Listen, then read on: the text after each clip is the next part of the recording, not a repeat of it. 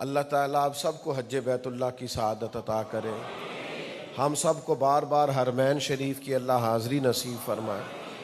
صفا مروہ کے درمیان عمرے والا زائر حاجی دوڑتا ہے، اس کو کہتے ہیں سعی کرنا، صفا اور مروہ کے درمیان۔ اس سعی کی اصل میں بنیاد کیا ہے اور یہ کس کی یادگار ہے؟ حضرت ابراہیم علیہ السلام اپنی زوجہ جناب ہاجرہ سلام اللہ علیہا کو اور اپنے صاحبزادے حضرت اسماعیل علیہ السلام کو وہاں چھوڑ آئے تھے۔ قرآن مجید کہتا ہے وادی غیر ذی زرع میں چھوڑ آئے تھے۔ کوئی آبادی نہیں، کوئی کھانا نہیں، پانی کا معقول بندوبست نہیں۔ اب ایک تو یہ تھا کہ جس طرح آج کل ہمارا رواج ہوتا ہے کہ جناب ہاجرہ معاذ اللہ بیٹھ جاتی اور حالات کا شکوہ کرنے لگ جاتی اور کہنے لگ جاتی کہ دیکھو میرے شوہر نے معاذ اللہ توجہ نہیں کی، غور نہیں کیا، مجھے کہاں چھوڑ گئے۔ پھر یہ کہتی کہ دیکھو رشتہ دار بھی کوئی ساتھ نہیں آیا، دیکھو فلاں نے بھی ہمارا حال نہیں پوچھا، فلاں بھی ہمارے ساتھ پیار نہیں کرتا، فلاں بھی بے وفا نکلا، میں تو فلاں کے ساتھ بڑا اچھا رویہ رکھا تھا، اس نے میرا خیال ہی نہیں کیا۔ بیٹھتی آرام سے بیٹھ کے حالات کا شکوہ کرتی، پھر روتی دھوتی۔ لیکن حضرت ہاجرہ نے یہ نہیں کیا۔ سنگلاخ پتھر تھے، گرمی کی شدت تھی، جناب اسماعیل کی والدہ کو پتہ تھا کہ میرے بیٹے کو پانی کی ضرورت ہے۔ وہ کبھی دوڑ کے صفا پہ جاتی، کبھی دوڑ کے مروہ پہ آتی، پھر صفا پہ جاتی، پھر مروہ پہ آتی۔ 7 چکر لگائے انہوں نے، محنت کی نا، جدوجہد کی نا، دوڑ تو لگائی نا۔ میرے کریم رب کو ماں کی جدوجہد اتنی پسند آئی کہ ہر عمرہ کرنے والے اور حج کرنے والے کی ڈیوٹی لگا دی، یہاں تم نے دوڑنا ہے، یہاں دوڑنا ہے۔ او اولاد کے لیے دوڑنا شروع کر دو، کم از کم اٹھو، کوشش کرو اپنے بچوں کے لیے ہی صحیح، تم نے دوڑنا ہے۔ وہ دوڑیں تو اس جد و جہد کا نتیجہ یہ نکلا کہ ایک تو وہ دوڑ یادگار بن گئی، اور دوسرا اللہ تعالیٰ نے وہ تو دوڑی تھی ایک بیٹے کے لیے، لیکن حضرت اسماعیل کی ایڑیاں مارنے کی جگہ سے رب نے ایسا زمزم عطا فرمایا کہ ایک بیٹے کے لیے نہیں، قیامت تک دین اسلام کے سب فرزندوں کے لیے اللہ نے زمزم جاری فرما دیا۔ سب دین کے ماننے والے پانی پیتے ہیں، لاتے ہیں، تبرک ہوتا ہے، پر اس پانی کے لیے دوڑی جناب ہاجرہ تھی۔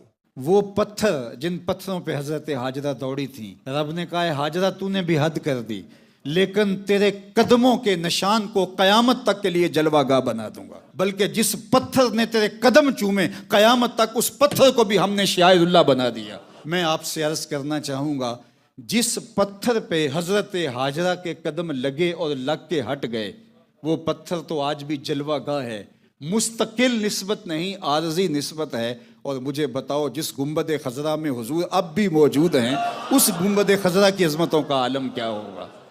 جب ہاجرہ جو نبیہ نہیں ولیہ ہیں اور ان کے قدم مستقل نہیں عارضی لگے ہیں، نسبت مستقل نہیں عارضی ہے، تو جب عارضی نسبت سے وہ پتھر اعزاز پا جاتا ہے تو مجھے بتاؤ جس مٹی کو، جس خاک انور کو ابدی سرمدی نسبت حضور کے جسد نور سے ہے، بتاؤ اس گنبد خضرا کا، اس قبر نور کا عالم کیا ہوگا، اور اس کی عظمتوں کا عالم کیا ہوگا، اس کی شانوں کا عالم کیا ہوگا۔ ایک بار وہ جدھر سے گزرے ہیں نصیر، 1000 بار ادھر سے بہار گزری ہے۔ یہ صفا مروہ کی اور کیا پہچان ہے، صفا مروہ کی تعریف کیا ہے؟ صرف یہی ہے، وہاں حضرت ہاجرہ نے چکر لگائے، وہاں حضرت ہاجرہ دوڑی، اور اللہ نے پھر ان پہاڑیوں کی کیا شان بیان کی۔ آئیں ذرا قرآن پاک کی آیت سنیں۔ اللہ کریم فرماتا ہے ان الصفا والمروۃ من شعائر اللہ۔ حد ہو گئی ہے میرے گرامی قدر دوستو، اللہ نے صفا مروہ کی شان بیان کرنی چاہی تو میرے ذوالجلال نے انا سے بات شروع کی۔ انا کا مطلب ہے شک نہ کرنا، یقین کرنا، پکی بات ہے۔ میں قربان جاؤں اپنے رب کریم کی قدرتوں پہ، اللہ نے ولیوں کی شان بیان کی تو انا سے کی، شک نہ کرنا، یقین رکھنا۔ مولا کیا یقین رکھیں؟ فرمایا ان الصفا والمروۃ من شعائر اللہ فمن حج البيت أو اعتمر فلا جناح عليه أن يطوف بهما ومن تطوع خيرا فإن الله شاكر عليم۔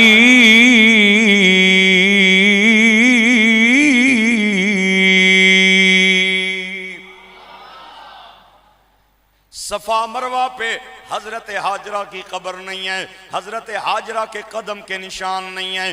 آپ میں سے اکثر بندے صفا مروہ دیکھ کے آئے ہیں، اللہ نے مجھے بھی کئی بار توفیق عطا کی ہے، وہاں برآمدے بن گئے ہیں، وہاں فرش بن گئے ہیں، اے سی لگ گئے ہیں، چند جگہ پہ پہاڑیوں کے نشان موجود ہیں، لیکن اللہ فرماتا ہے یہ صفا مروہ انہیں عام نہ سمجھنا، یہ اللہ کی نشانیاں ہیں۔ اور اللہ تیری نشانیوں کی شان کیا ہے؟ قرآن پاک کی ایک دوسری آیت آپ حضرات کو سنانا چاہتا ہوں۔ اللہ فرماتا ہے وَمَن يُعَظِّمْ شَعَائِرَ اللَّهِ فَإِنَّهَا مِن تَقْوَى الْقُلُوبِ۔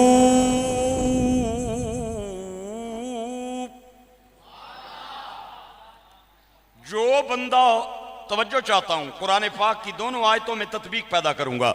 اللہ فرماتا ہے جو بندہ اللہ کی نشانیوں کا احترام کرے، یہ عام نہیں بلکہ دل کے تقوی کی نشانی ہے، دل کے پرہیزگاری کی نشانی ہے۔ لہذا ثابت ہوا دونوں آیتوں کے ترجمے کے بعد، دونوں آیتوں کو ملانے کے بعد، دونوں آیات کی تطبیق کے بعد کہ اللہ کی نشانیوں کی تعظیم کرنے والا وہ متقی ہوتا ہے، پرہیزگار ہوتا ہے۔ مجھے اگر دوسرے انداز میں بات کرنے دیں تو میرے دوستوں اور بھائیوں بات یوں بنے گی کہ اللہ کی نشانیوں کا احترام کرنے والے کا دل پاک ہوتا ہے، اللہ کی نشانیوں کا احترام کرنے والوں کا دل متقی ہوتا ہے، دل پرہیزگار ہوتا ہے۔ صفا مروہ کی کیا تعریف ہے؟ وہاں چند لمحے حضرت حاجرہ نے چکر لگایا، یہاں چند لمحے حضرت حاجرہ نے دوڑ لگائی۔ اللہ اسے اپنی نشانیاں قرار دے رہا ہے۔ آپ اگر بولیں گے تو میں سمجھوں گا آپ کو میری بات سمجھ آ رہی ہے، آپ نہیں بولیں گے میں شک میں پڑ جاؤں گا۔ بہت بڑی بات کرنے جا رہا ہوں۔ میں کہتا ہوں جہاں چند لمحے اللہ کے ولی چل پڑے، دوڑ پڑے، اس جگہ کا احترام کرنے والے کا دل پاک ہوتا ہے۔ اور اس جگہ کا مقام کتنا اونچا ہوگا جہاں مہر علی لیٹا ہوا ہے، جہاں داتا علی لیٹا ہوا ہے، جہاں پاک پتن کا بابا فرید لیٹا ہوا ہے، جہاں کلیام کا سائیں فضل دین کلیامی لیٹا ہوا ہے۔ اس جگہ کا مقام کتنا ہوگا جہاں حضرت ابو بکر لیٹے ہوئے ہیں، حضرت عمر لیٹے ہوئے ہیں، حضرت عثمان و علی لیٹے ہوئے ہیں۔ اس جگہ کا رتبہ کتنا اونچا ہوگا جہاں حضرت یوسف لیٹے ہوئے ہیں، حضرت سلیمان لیٹے ہوئے ہیں، حضرت یعقوب لیٹے ہوئے ہیں۔ میرے بھائیوں اور دوستو، اہل سنت و جماعت کا عقیدہ دلائل و براہین کی روشنی میں یہ ہے کہ حج ادا مکے میں کیا جاتا ہے، حج کے مناسک سارے مکے میں ادا کیے جاتے ہیں۔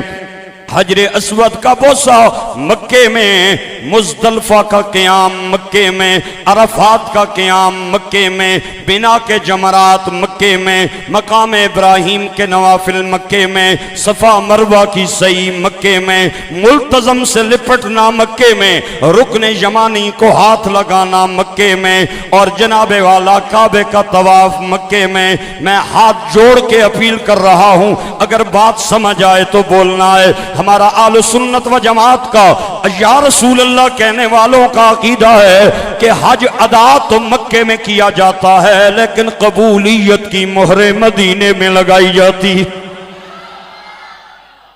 ایک بار ذرا پیار سے سبحان اللہ بول دو. حج ادا مکے میں اور قبولیت کی موریں سرکار مدینے میں لگاتے ہیں. میرے بھائیو، اعلیٰ حضرت فاضل بریلی کشتہ عشق مصطفیٰ امام احمد رضا، آپ جب بھی جاتے تھے نا